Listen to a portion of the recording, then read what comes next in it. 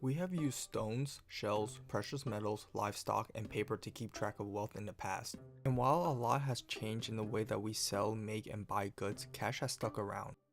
Recently, the ideas of a cashless society has really started to take hold as more countries embrace it. But what does going cashless really mean? Well, instead of using cash to pay for goods, we would with a swipe of a card, click with a mobile app, or even just a smile. And the value of our wealth will be guarded with a series of ones and zeros. Most people don't think about how much the government spends to produce and keep money in circulation. According to the Institute for Business in the global context, it costs close to $200 billion annually to keep cash in circulation. One of the immediate perks of a cashless society would be that the government no longer has to spend money in making, transporting, and guarding cash. With just a flick of a finger, consumers have access to all their money, and all transactions are recorded, allowing people to keep track of their finances.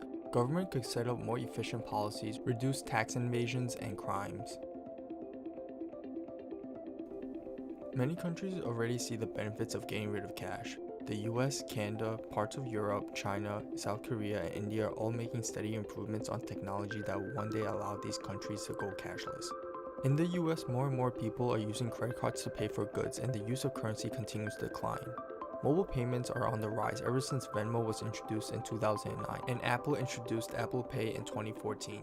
In Sweden, credit cards are the main form of payment according to Visa. However, mobile payments are catching up. In recent years, a popular app called Swish have enjoyed immense success and adapted by nearly half of the population. Even some Swedish churches have adapted and have been asking for donations in mobile payment.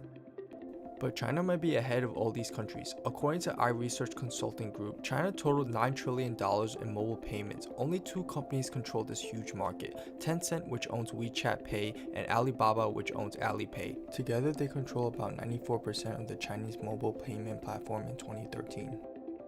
Alibaba is an e-commerce that has been heavily involved in finances and have integrated Alipay into a wide range of financial services such as investments, insurance, and banking. While Tencent, a technology company, has created a platform for companies to advertise their products and alert consumers of possible discounts and promotions, potentially generating more business for the app and for the business. The rise of technology companies taking over traditional roles of bankers have devastated traditional banks, according to a report from EY, formerly known as Ernst & Young, and Singapore's DBS Bank. Chinese state-owned banks lost nearly $23 billion in fees in 2015 that could have been collected from credit cards. And it just gets worse from here. In 2020, that number is projected to widen to $60 billion.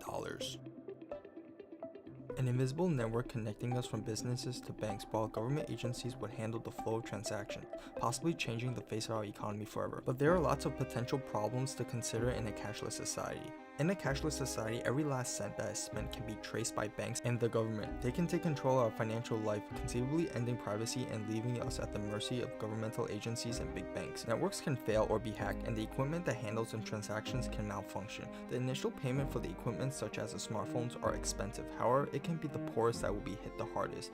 Billions of people around the world depend on cash to buy goods for small items. It would be very expensive to host these transactions. It could create an environment where these people don't have equal access to the banking system and potentially leave them out as the world moves forward to embrace a cashless society. The usage of cash is rapidly declining in our society. Thanks to improving technology and growing wealth, many people will soon see an improvement on how their wealth is regulated. But billions of people will resist the change, some out of stubbornness and others because they cannot afford the technological requirements for the system to take place. Whether we like it or not, someday cash may no longer be available, and all we have left to guard our wealth are a series of ones and zeros floating in cyberspace.